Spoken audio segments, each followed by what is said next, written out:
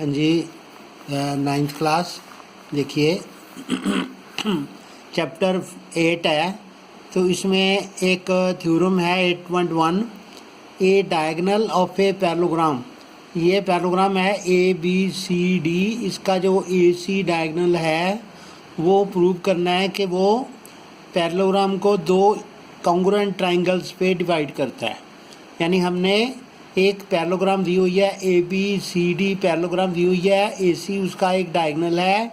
हमने प्रूव करना है कि एक triangle ABC is congruent to triangle CDA। तो इसमें लिखा हुआ भी है, हमने करना है ये दोनों ट्राइंगल्स ले लेनी है। तो AC is equal to AC जो CA, AC is equal to AC है वो कॉमन है, ठीक है। और angle 1 is equal to angle 2 है, क्योंकि ये दोनों लाइन्स जो हैं वो पैरेलल हैं। तो पैरेललोग्राम की अपोजिट साइड्स पैरेलल होती हैं। तो एंगल 1 और 2 जो हैं वो अल्टरनेट इंटीरियर एंगल हैं। ये ट्रांसवर्सल है, इसके दोनों साइड के एक इधर है एक इधर है। तो ये अल्टरनेट इंटीरियर एंगल है। और ये alternate interior angle angle 3 is equal to angle 4।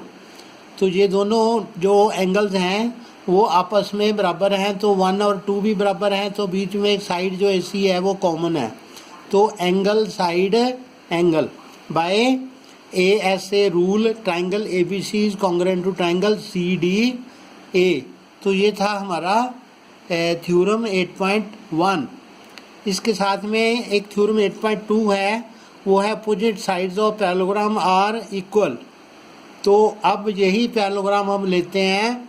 तो अगर ये दोनों ट्राइंगल्स कॉन्ग्रुएंट हो गई, ये दोनों ट्राइंगल्स कॉन्ग्रुएंट हो गई, पैरेललोग्राम तो है ABCD पैरेललोग्राम है, इसकी दोनों ट्राइंगल जो हैं जो डायगोनल से बनी है ये दोनों कॉन्ग्रुएंट हो गई।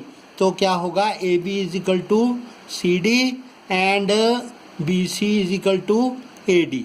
यानी कि ये अपोजिट साइड्स बराबर हो गई और ये भी अपोजिट साइड्स बराबर हो गई। ये हो गई हमारी थ्योरम 8.2। क्या कहती है, opposite sides of parallelogram are equal. यानी कि जो पैरेललोग्राम होती है उसकी अपोजिट साइड्स क्या होती हैं, इक्वल होती हैं। तो ऐसे ही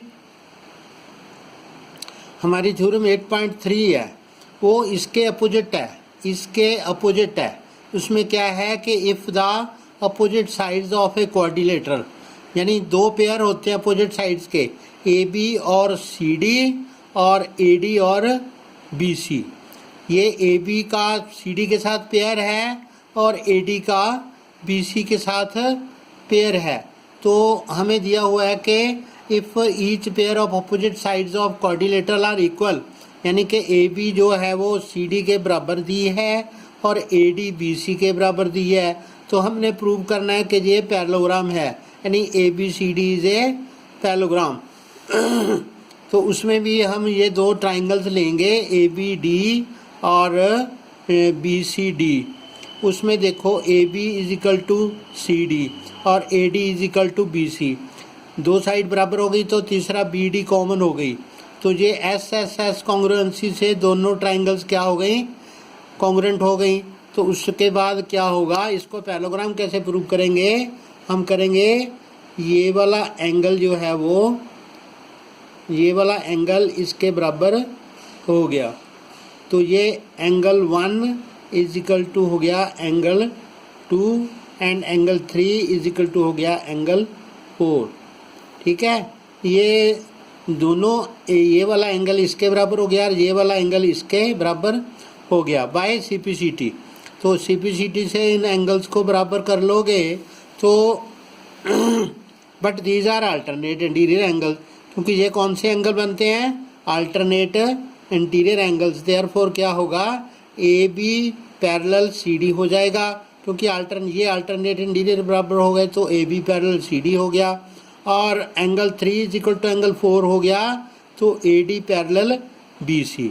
तो उसमें वो थ्योरम पहले वाली लग गई कि अपोजिट जो पेयर है वो पैरेलल है तो वो एक पैरेललोग्राम हो गई। ये हमारी हो गई थ्योरम 8.3।